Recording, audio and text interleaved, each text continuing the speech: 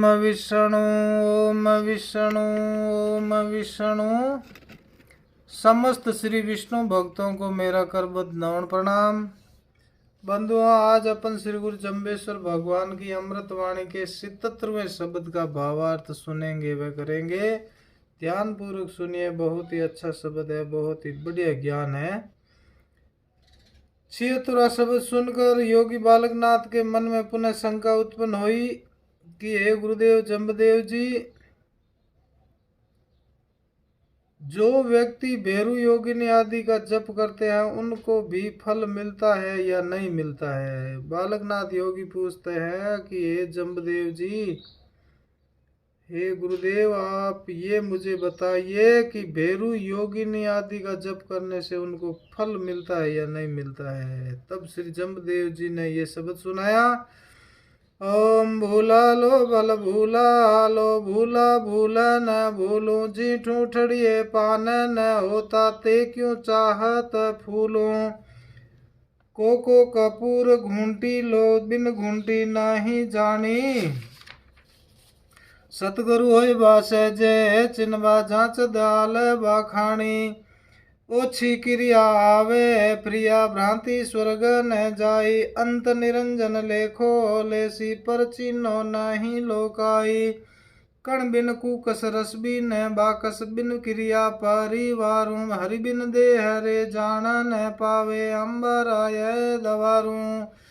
इस प्रकार गुरु महाराज ये शब्द सुनाते हैं कि मन, बुद्धि, चित्त और अहंकार ये चारों ही अंतःकरण है तथा ये अंतःकरण एक होने पर भी कार्य भेद से चारों नामों से विख्यात हो गए हैं।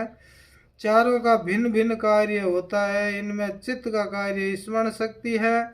जिसका चित्त पक्ष कमजोर होता है उसकी स्मरण शक्ति नष्ट हो जाती है तथा स्मरण शक्ति नष्ट हो जाने से स्मृति के नष्ट होने से बुद्धि का नाश हो जाता है और बुद्धि नष्ट हो जाने से महानाश को प्राप्त होता है।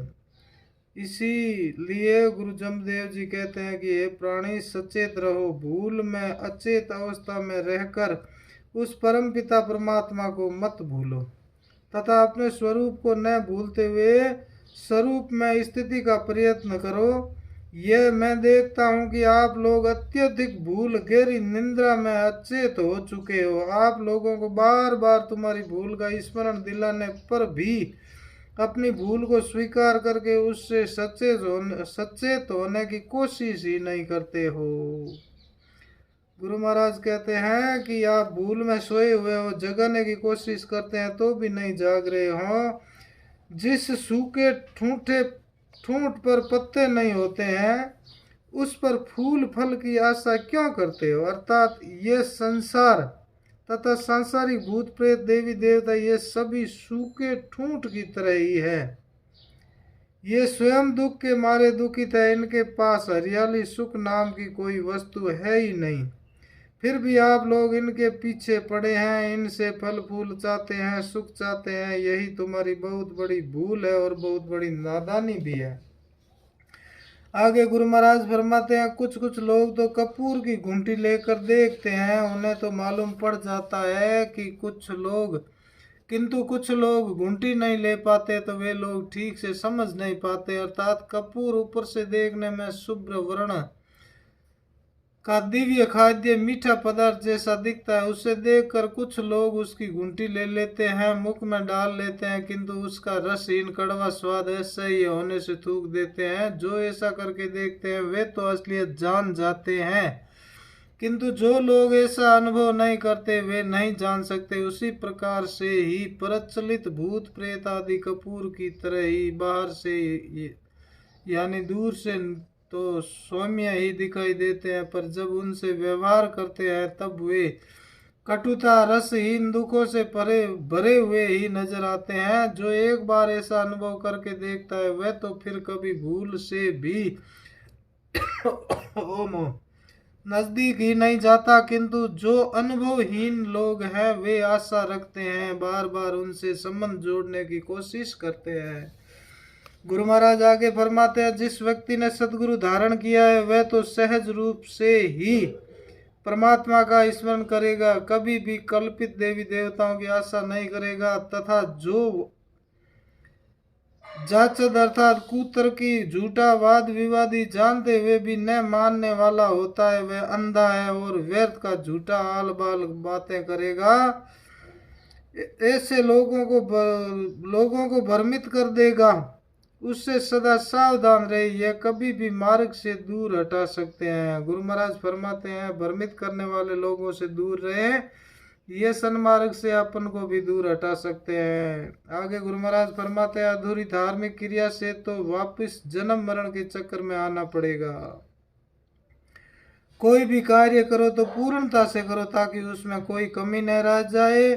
कुछ किया कुछ छोड़ दिया या बिना इच्छा के किया गया वह अधूरा है, और अधूरा कभी भी पूर्ण नहीं हो सकता, पूर्णता को प्राप्त नहीं करवा सकता। तथा जब तक विवेक शून्यता है, मानव भ्रांति के अंदर भ्रमित हो रहा है, धर्म अधर्म का निर्णय नहीं कर सकता है, वह स्वर्ग में कभी नहीं जा सकता। गुरु महाराज आगे फरमाते हैं, मृत्यु के बाद में जब वह जीव ये लोक शरीर परिवार को छोड़कर परलोक में जाएगा, तब निरंजन माया रहित परमेश्वर उससे हिसाब पूछेंगे। तब जीव कहेगा कि मैंने जप दान पुण्य तो किया है। तब उससे यह निरंजन यही कहेंगे कि तुमने स्मरण तो किया अवश्य है, पर लौकिक भूत प्रेतों का ही किया है। अब यहाँ पर सब उनका अधिकार नहीं चलता है। जिसको तुमने महत्व दिया वह तो वहीं पीछे ही रह गए। भूत प्रेतों के पीछे भागोगे तो वो आगे स्वर्ग में नहीं मिलेंगे बंधुओं। इसीलिए गुरु महाराज कहते हैं, पूर्ण ब्रह्म परमेश्वर की शरण में आ जाइए। जिस प्रकार परिवार गृहस्थी के घर में शुद्ध क्रिया धर्म नियम नहीं है, वह परिवार तो जिस प्रकार से धान के अंदर से अन्न के बिना थोथा भूसा है तथा रसहीन बाकस की तरह ही होता है, उस परिवार तथा भूसा का कोई महत्व नहीं होता। परिवार से तो शुद्ध क्रिया चली गई और भूसा से अन्न चला गया तथा गन्ने से सूखे डंठल में से रस चला गया, ये तीनों एक ही तरह के हो जाते हैं। इसीलिए हे प्राणी, भगवान विष्णु की शरण ग्रहण किए बिना ये देहधारी जीवात्मा पार नहीं पहुंच सकती, उस दिव्य सुख में स्वर्ग या मुक्ति को प्राप्त नहीं कर सकती। ये सांसारिक भूत प्रेत देवी देवता तुम्हें कभी भी पार नहीं उतार सकते। इसीलिए परमपिता परमात्मा की शरण ग्रहण करो और विष्णु परमात्मा के अंदर लीन हो जाओ, इसी में भलाई है। बोलो श्री गुरु जम्बेश्वर भगवान की जय। बंधुओं, मेरे YouTube चैनल शब्दवाणी भावार्थ को आप जरूर सब्सक्राइब कीजिए, सदस्यता लेकर इसको अन्य बंधुओं तक पहुंचाने के लिए शेयर कर दीजिए। आपकी महती कृपा होगी, आपका एक क्लिक